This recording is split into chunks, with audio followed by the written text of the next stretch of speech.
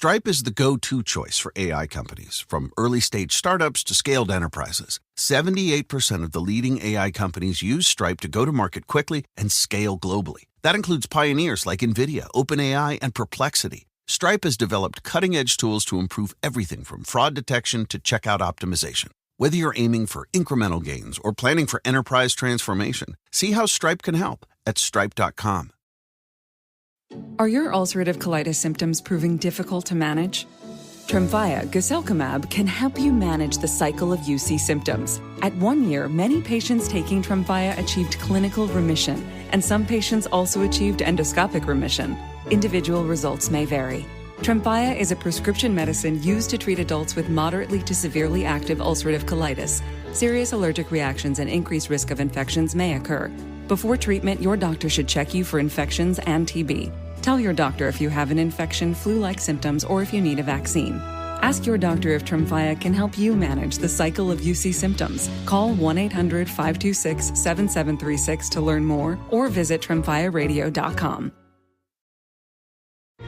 Life insurers put life into the things you live for.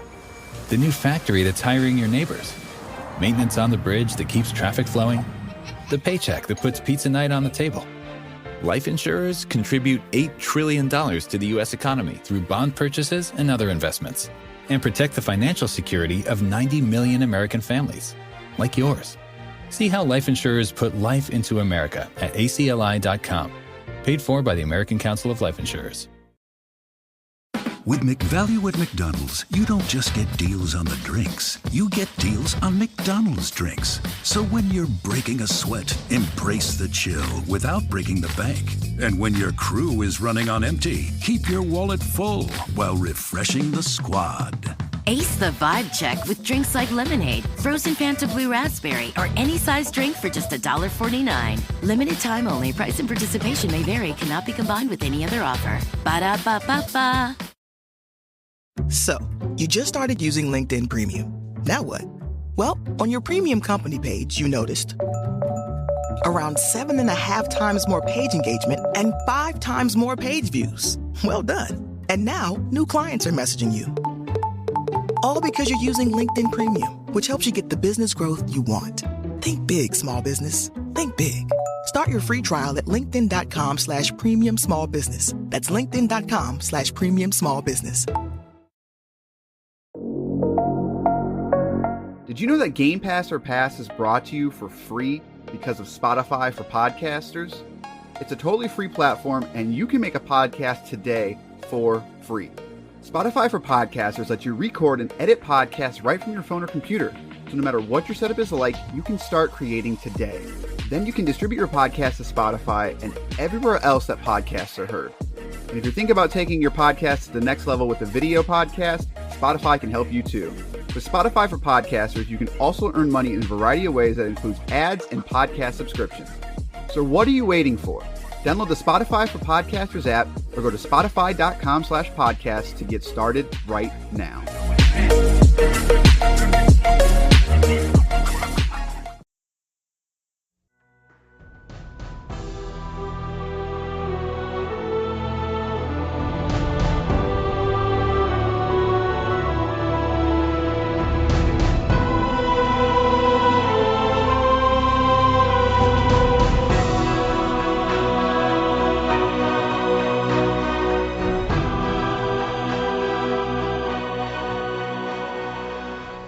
Hello, and welcome to another episode of Game Pass or Pass, the podcast where we play games on Microsoft's Game Pass service so you don't have to.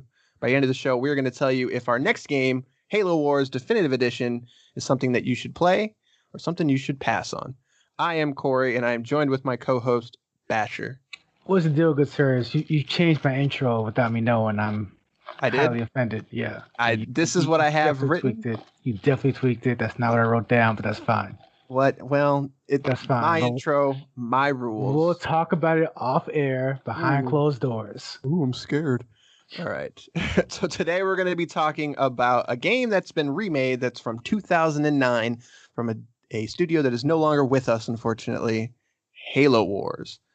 So this game was originally developed by Ensemble Studios, which unfortunately, like I said, was they're no longer with us. I don't know why I say it like they died. They're just a part of it. The whole thing just die off. That's sad. So this actually came out on the Xbox 360, but when Halo Wars 2 came out in 2016, if you got the Super Edition, that you got a copy of this, but then eventually they also sold it by itself. So the regular price is $19.99. It's also available on Xbox Game Pass, obviously, but it's available on Xbox Game Pass and Xbox Game Pass for PC. Terrible name, but whatever. It also features crossplay, which we can confirm because we did do it. And it also features a little bit of DLC in there. You can get a couple of, what's the word I'm looking for? Campaign. No, that's more the sequel. More campaign missions and stuff like that. But it's nothing too fancy. No microtransactions for all you people that hate microtransactions. It's not out there.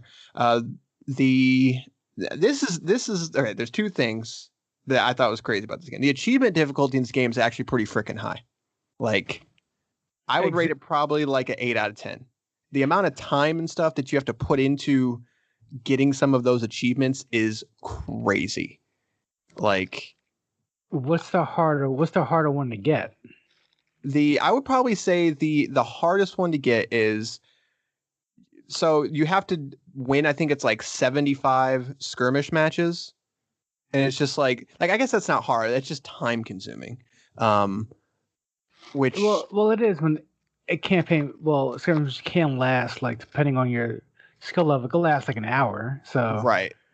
And so, but there's also like 100% completion one, which means like you've got to get all the achievements, which is like win 20 skirmish matches, and then win 40, win 50, 60, 100, 75. Complete the campaign on Legendary, which this game is not easy on Legendary at all. It's not easy. Like in I didn't play on Legendary because I would never do that. However, there's a difficulty spike that I hit that I was kind of done with it, to be honest with you. Yeah. And there's also like the par missions and times for each level. So there's a time thing and a score. You got to hit all of those, which, yeah. So I would give it an 8 out of 10. Like, it's not impossible, but it is very time consuming. And a lot of the achievements are only worth like 5 to 10 points. So sometimes you got to put in a lot of time. So like it all builds upon each other. So obviously, like, as you're beating missions, you get 40 done, you're going to get something. You get 50 done, you get all the gold medals and all that. So like you're going to unlock stuff in succession, but it's still going to take a lot of time. But so the only other thing is that this game is not Xbox One X enhanced for you X owners out there, which I thought was kind of surprising. They did up-res everything to 1080p, and they reworked the engine and everything for this remake, and it looks pretty nice. But I was surprised. Does it? Compared to what it was, I would say. Yes. I didn't see the before pictures. I just know playing this. Well, maybe it's less I know it's an older game, so I'm not gonna hold the graphics against it. Sure. However, definitely, it definitely needs. I feel like it's just missing textures half the time. It's just like the art style is super flat for me. Like, I'm just not a fan. Yeah, the last thing I'm gonna say is it's normally $19.99. So yeah, we can hop into it now. So yeah, so if you don't know, this is an RTS set in the Halo universe. So, but the thing is that this came out on the Xbox 360. So when you are trying to map a RTS to a controller, it's obviously going to have some caveats. But like you already said, like the art style, RTSs are extremely CPU heavy usually because there's a lot of calculations and a lot of units and stuff going on screen. So to me, it kind of feels like a holdover from the 360 of just like, consoles. It's you've got to make sacrifices somewhere, I guess is what I'm getting at. And I think it definitely shows in like the terrain. It's usually pretty flat and kind of ugly, like you said. But I will say, like, the units themselves and like the enemies, the Covenant and the Spartans, they all look pretty cool. They all have a lot of style to them. But and I think that's why the rest of us put me off, because they clearly put some resources in some parts of the look of the game. The other parts is kind of like very obvious. Like, we're just going to slap this gray wall up here, just make that 90% black and call it a day. I'm like, there's just like nothing here, man. Like, it's weird. Yeah, it's weird. So I think weird is definitely coming back to this game, because obviously it sounds like you did not play it originally on the 360. Absolutely not. Yeah, so I definitely did. I did not finish it on the 360 because back then I just wasn't into RTSs, I guess. Whereas now I can't get enough of them. Sometimes I feel like. So coming back to this game was kind of interesting, but it's a very weird RTS, and it's not bad. It's just strange. Like a lot of the decisions that they made design wise just feels like did they make it this way because they were making it on console, or did they make it this way because they've never made an RTS with the Halo universe before? But have they never made an RTS period? Like that's my question, because it's again, being a fan of RTS, and for some reason when I first started playing this game, I was thinking it wasn't an RTS. For some reason I was thinking, I was expecting it to be like fucking what's the other game called? Shoot. What's that alien? What's the game I always play for some reason with the aliens? You have 99% shot. No, XCOM. Yeah. So for some reason I think it was going to be XCOM for some reason. I'm like, wait, that's an entirely different genre. But I remember just thinking like, okay, so I'm in RTS mode now, and there were just more than a few decisions where I'm just like, I don't want to play this anymore, because it's just like a few things just didn't make a lot of sense. I understand if you put it on console with a controller, it's going to play differently. There's going to be some caveats. There's going to be some changes. However, I feel like the whatever they had to do to make it work just wasn't well done enough. And I say that with all due respect, because it's not easy to do. No, I think, well, just for the record, Ensemble was, they made a bunch of the Age of Empire games. So they had made RTSs before, for sure. I think they also made the Star Wars one. I don't remember what it's called. Like Galactic Wars or something like that. Galactic Battlegrounds. That's like something Star Trek would do. Yeah, sure. Yeah, so, but I think for the time, I think it worked. Because I remember playing it in 2009 when it first came out and just being like this is totally an RTS. Like it wasn't so like Supreme Commander and War for the North, Lord of the Rings one, were both on Xbox as well. And to me, that it didn't work as well as I wanted it to on the controller. So then the question becomes, did the game suffer because it was on a controller, or did the game prosper because of the control? That's a weird question to ask. I think at the time it made sense, but in playing this 10 years later or whatever, it was 8 years later after it came out, they remapped everything on PC and stuff like that. And you were playing with a controller and I was playing with a keyboard and mouse, and I think we both sort of felt crippled. Yeah, I played specifically with the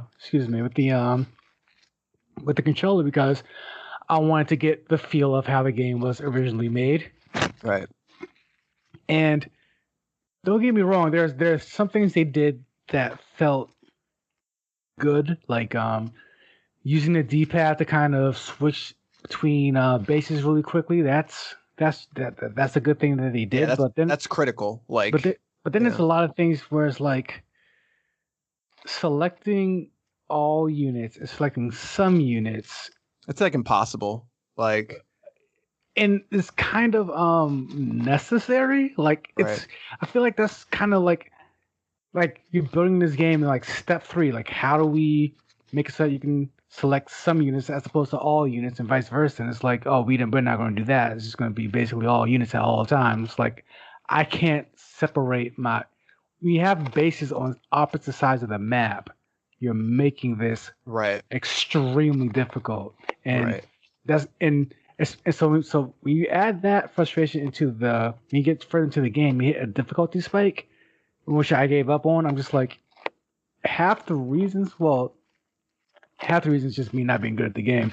The other half of a reason was me fighting the controls and trying to play this game as I played other RTSs. I'm just I'm trying to do this one specific thing and I can't, and I'm gonna pull my fucking hair out. I'm trying to think. To me, I think it works in the context of the campaign, because most of the time you basically just want to send all your units to one area. Right. But when it comes to any sort of like strategic, like I'm gonna move, these couple units here and here, like that's just not there. And again, like building this type of game or this type of system, I understand. I definitely give it some leeway because of the system it's on and the challenges it has to make because of what you're doing. However, like, and I don't say any of this to say that the game itself as a whole does not work. The game as intended, especially in campaign mode, is fine. However, when we played Skirmish together, there's more than a few things I wanted to do that I just couldn't do. Right. I think I think it dumbs down the genre too much. And that's where not being able to do those things like basic, strategy, like basically when, we got our butts kicked the first Skirmish because we were both like kind of like trying to get back in the groove. But then the second one, we for the most part walked all over him. There was one point there in the middle. It was kind of rocky just because we didn't know how to kill the scarab. Like we knew how to kill the scarabs, but we just didn't have the right units available. Right. So, but as soon as I was like, oh, it's this one. Like I think it's the Vulcan or something. I was like, just build that. It takes it out, and then we were fine. So to me, you could almost play this as like an entry point to RTS, but at the same time, I don't think it does enough to earn that, I suppose. I was about to say, like, I wouldn't even put it that way because, again, it sounds like I'm shitting all over this game. I'm really not, but this is like this RTS. I feel like is a step back in the wrong way. Right. So like playing this game, I kind of got flashbacks of playing like Civ Revolution on consoles, and for a long time, like the Civ games, people are just like, you can't put that on a console, make it good or decent. And it's like, well, I guess you can, like if you figure it out, like right. So it's like this is a game that didn't quite figure it out for me, and I'm surprised they doubled down with it with the sequel, honestly, because I'm like, this is we'll get there, don't worry. but on top of that, so that's one major issue I have, right? The other bigger issue, honestly, is the overall story and character of this game. It's pretty fucking bland. Like, it's super bland. It's like we're making an RTS. What are we going to do? We're going to do the most basic, bland premise of an RTS setting ever. And it's like the same basic premise you get from every single RTS. And it's kind of like, and that just really just took a lot of the drive for me to get through this game away also. Because I'm like, I don't even have a character I want to latch on to. There's not like a Master Chief or the ST crew that I really give a fuck about. There's not the game doesn't have champions whatsoever or that champion type class. So it's like leaders. Right. So it's not even like a leader I really care about. And then the characters they do have in the game speak the most generic strategic jargon just you always hear. Like, and it's just like there's nothing to grab onto to this for me to this in terms of the campaign, in terms of the character, in terms of the story. Yeah, I'll pretty much agree. I think if you're a Halo fan, there's some cool stuff in there, but no, like there's no. Very few people are going to remember the characters from this game, but I will say, by the end, I think they start to turn the corner on some of that stuff. Like they start to give you some characters to think about. But the thing is that when this game came out, we never thought we'd get a sequel, so it's hard to say like you should play this game if you're going to play the sequel, because I still don't think you need to, because the characters still aren't quite there and they do the best job that they basically can, bringing those characters forward. But no, I'll agree. Like the best part of the story is the maps, is like seeing the different, locations from the Halo universe in sort of a new perspective. Like that's the best thing that I can say about the story, I guess. It's not the story itself, it's the locations. It's exploring what they have built in this universe, basically. And that's kind of where I sit with the gameplay too, of just there's not a lot of variety in units. There's not a lot of variety in strategy, even because of that. It's extremely limiting in many ways because of the simplicity of it. And, I'm trying to put myself in, the mind of like, well, what if I wasn't into RTSs and I still just can't, I can't even recommend it for that reason, because I feel like more modern RTSs, just whether there's an easy mode or a tutorial or whatever, I think it just does a better job of getting you into it, basically. Yeah, there are definitely better entry points into the genre. And again, I think about Civilization, because a friend of mine who never touched those games because they saw the grid-based gameplay and whatever, they're like, he said flat out, like, those games look boring as hell, but because he saw me on my keyboard and mouse looking like a super nerd, he's like, I'm not playing that. But he picks up Revolution. He could, at the very least, appreciate it and get through it.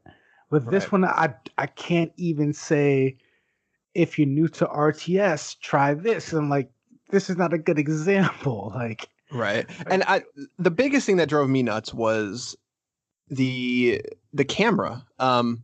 It's extremely close. Like, even all the way zoomed out. Yeah, it's very, very close. Like, there is, like, to me, that's a limitation of the time, because again, like, this was made for consoles, so you had to sort of keep the camera close for the action wise, because the farther you go out, the more detail, et cetera, et cetera. But this is the remake, right? Like, we're supposed to be able to do more with it, and it just, even on PC, I guess it's maybe a limitation. Maybe this was a quote controller game and the remake was just like, we're going to adapt it to keyboard, but I should be able to zoom out more. And like, you literally fit like your whole base on your screen, and that's about all you can see. That's it. like you can't really see anything else around you. And a lot of times, I asked the question the other day. I was just like, how can they tell you when someone's like launching an attack? That's when it clicked. That's when it clicked. Yeah. And I was just like, oh, that's why, because you can't see anything. You can't see if they're coming to attack you. So that drove me up a wall. And I don't know. And the weird thing is when I originally played the game and when I played it again before Halo Wars 2 came out, I didn't bother me, but I also played it on console versus PC at that time. So maybe it's just the fact of having a keyboard and mouse in front of me. I'm just like, let me zoom out. Like, for the love of God, let me zoom out. It just wouldn't do it. So. I mean, there's some things. There's plenty of things I think they did well in this game that they added, like the fact that I can see where you're looking at on the mini map. That's cool. Yeah, that's a good feature to have. Again, the camera's limitation. I like the overall aesthetic of it, because I think it shows the Halo franchise in this world. I think they succeeded in that. If their only goal was to say, how do we show a warlike faction of Halo infantry and units, I think they succeeded well in that. Like, because it definitely looks Halo, it feels Halo. I like the way that the Warthogs move. Like, it looks like that the handbrake turn you used to do in Halo 2. Like, it's those things are there. Like, they nailed the look of Halo and putting it in RTS form. However, it's got style. Yeah, but not a lot of substance. Right, it's got style. It looks like Halo, but yeah. Like the music playing in the background, the violence and stuff. Like, it's there. I like it. Like it has that what do you call it? That like I remember like Dota 2 and League of Legends doing this a lot, where you get to the end, and you're nearing the end, you're destroying the main base, and the music ramps up. It's like, it has that, and you feel victorious, but it's like, it took me a long, struggling time to get there for me. Yeah, and I'm having trouble talking about this because I have played the sequel, so I'm trying to stop myself here.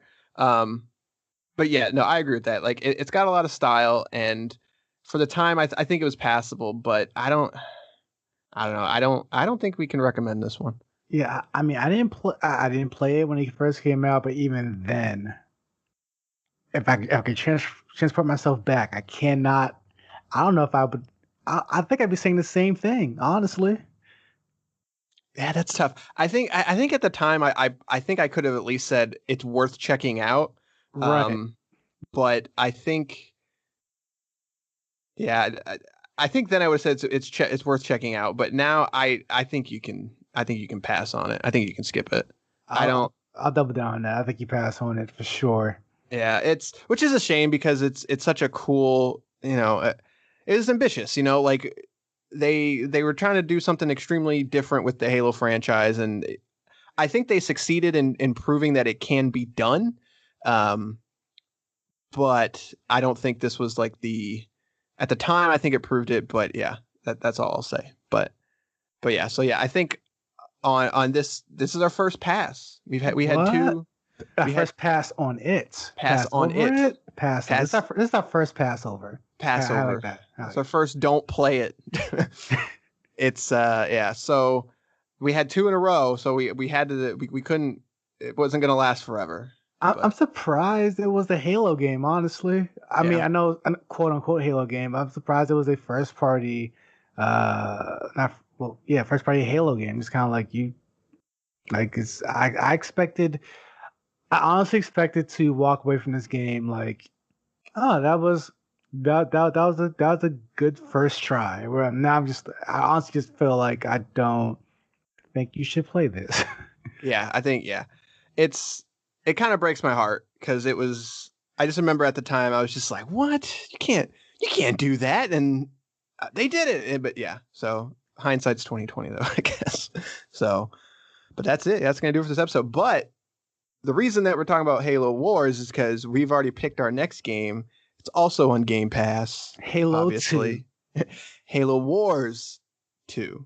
Oh, okay. I signed up for the wrong game. I was real excited for a second. Good job. So Halo Wars 2, what's interesting about that is that it's a different developer. It came out in 2017. It was done by Creative Assembly, who you might have heard of. They've done the Medieval, as well as the Total War series. So, and Rome. I actually am a huge fan of Rome Total War. So they also have RTS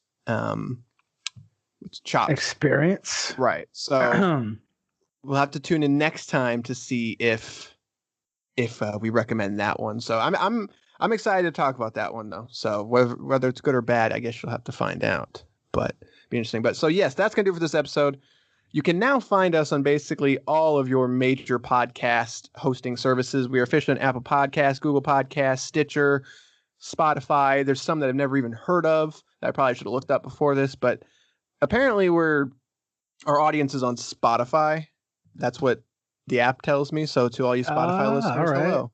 I didn't even know you could get podcasts on Spotify. You sure can. I get advertised all the time. Just like I don't think I should listen to it on this platform, but apparently people do.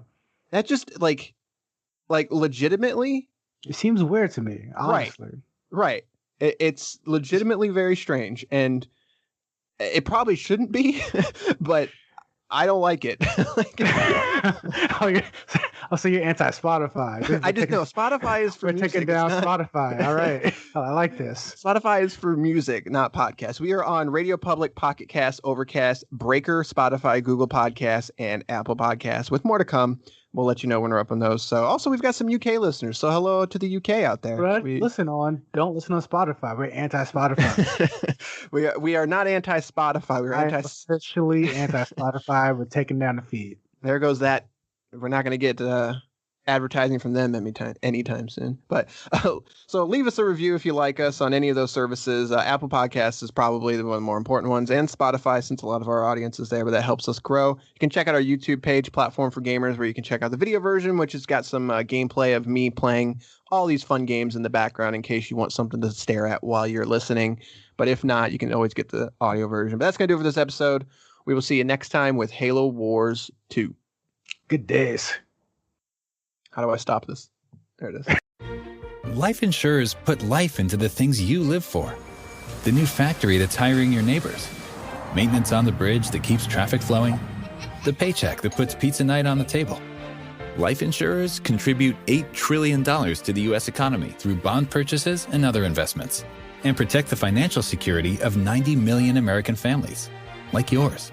See how life insurers put life into America at acli.com. Paid for by the American Council of Life Insurers.